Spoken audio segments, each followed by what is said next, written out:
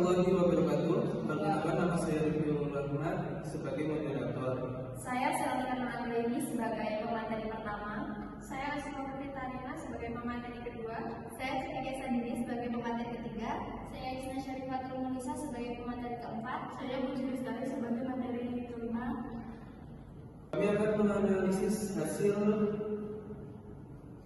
kami, yaitu yang berjudul Pancasila Adalah Reformasi. Dilanjutkan pemateri yang pertama. Baiklah, di sini saya akan menjelaskan fakta data di era reformasi.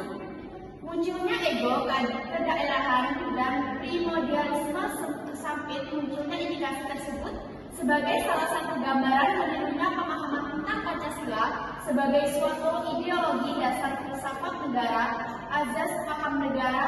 2. Menurunnya rasa persatuan dan kesatuan antara sesama warga bangsa adalah yang ditandai dengan adanya konflik di beberapa daerah, baik konflik horizontal maupun konflik vertikal, seperti halnya yang masih terjadi di Papua, Maluku.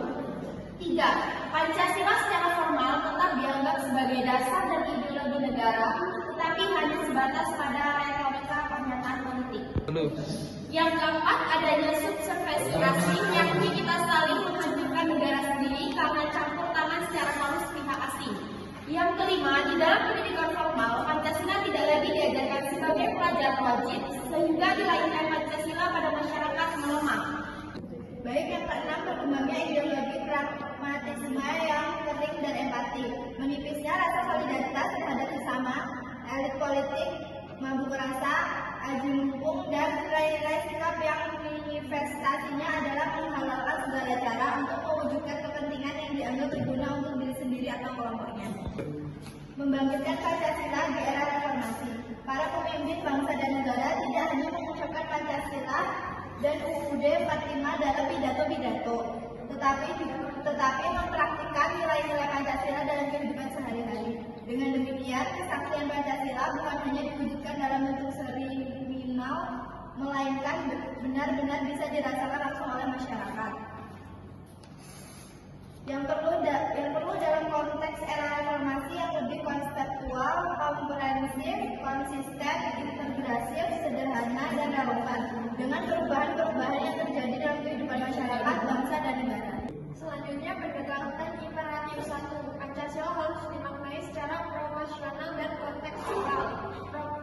Proporsional dan kontekstual dapat diartikan Pancasila harus ditempatkan membumi pada realitas masyarakat dalam pendekatan kultural, doktrinal, demokrasi, dan bukan ditempatkan di atas menara tadi yang etnis, doktrinal, otoriter. Selanjutnya, yang kedua, Pancasila jangan lagi dijadikan sebagai alat kooptasi negara untuk kepentingan politik kekuasaan otoriter. Pancasila harus turut serta dalam kehidupan bangsa ini, justru karena kesadaran diri semua elemen yang ada, baik elit maupun masyarakat, dan bukan tren indoktrinasi yang berlebihan. Selanjutnya, upaya oleh seluruh elemen masyarakat. Yang pertama, civic discussion, pengembangan nilai dan sikap kewarganegaraan dalam interaksi sosial kemasyarakatan, kebangsaan, dan pergaulan global. Yang kedua adalah civic knowledge, pengembangan pengetahuan kewarganegaraan tentang demokrasi, HAM, masyarakat madani, dan tata pemerintahan. Dan yang ketiga, civic skill, pengembangan keterampilan kewargaan sebagai anggota masyarakat, bangsa, dan masyarakat global dalam interaksi sosial maupun dalam interaksinya dengan negara atau dunia. Nah, contoh dari civic discussion itu seperti partisipasi dalam pemilu, gotong royong, kepedulian terhadap masyarakat, menghormati perbedaan, dan mematuhi peraturan. Dan contoh civic knowledge itu seperti memahami hak dan kewajiban warga negara, paham tentang struktur pemerintahan, dan yang terakhir pengetahuan tentang konstitusi. Nah, yang terakhir contoh dari civic skill itu seperti mampu berpendapat, mampu berkomunikasi, dan keterampilan berorganisasi.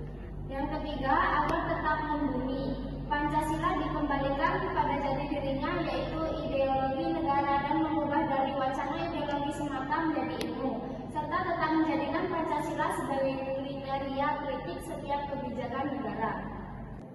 Peranan Pancasila di era reformasi. 1. Pancasila sebagai paradigma ketatanegaraan. 2. Pancasila sebagai paradigma pembangunan nasional bidang sosial politik. 3. Pancasila sebagai paradigma pembangunan nasional bidang ekonomi. 4. Pancasila sebagai paradigma pembangunan nasional bidang kebudayaan. Jadi kesimpulan pada materi ini adalah Pancasila pada era reformasi mencerminkan peranan sebagai dasar ideologi dan falsafah negara Indonesia.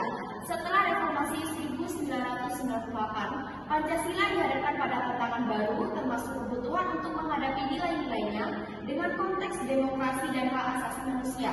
Pancasila tetap menjadi panduan dalam membangun kehidupan berbangsa dan bernegara, mendorong pluralisme, toleransi, dan persatuan di tengah keragaman masyarakat. Selain itu, Pancasila berfungsi sebagai alat legatisme untuk memperkuat identitas nasional dan menjadi stabilitas sosial. Era reformasi juga menunjukkan pentingnya penerapan Pancasila dalam konteks politik yang lebih terbuka, menekankan transportasi, akuatabilitas, dan partisipasi masyarakat. Dengan demikian, Pancasila harus terus diintegrasi dalam setiap aspek kehidupan berbangsa untuk memastikan bahwa nilai-nilainya tetap relevan dan dijunjung tinggi oleh seluruh lapisan masyarakat.